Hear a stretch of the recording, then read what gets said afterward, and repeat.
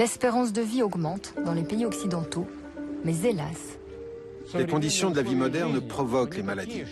C'est pour ça qu'on a inventé le terme « maladie de civilisation ». diabète, hypertension, obésité, cancer. Le nombre de maladies explose, celui de la consommation de médicaments aussi. Les effets secondaires de certaines béquilles chimiques défraient régulièrement la chronique. La méfiance s'installe.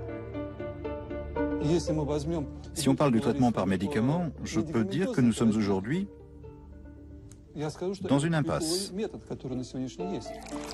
Peut-être existe-t-il une autre voie thérapeutique, une méthode ancienne, louée par les religions, longtemps méconnue par la science, le jeûne.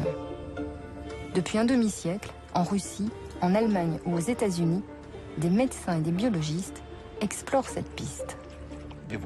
Nous voulions savoir si c'était visible en laboratoire, au niveau des hormones. La restriction calorique a un effet. Alors, peut-on augmenter cet effet avec le jeûne? Par quel mécanisme le jeûne agit-il? Pour quelle pathologie est-il efficace? Les résultats sont étonnants, notamment dans le traitement de la maladie du siècle. C'est une nouvelle approche au traitement du cancer. Certains diraient une approche complémentaire. Les résultats de ces travaux ouvrent des perspectives inattendues et dessinent une autre approche de la maladie et du soin.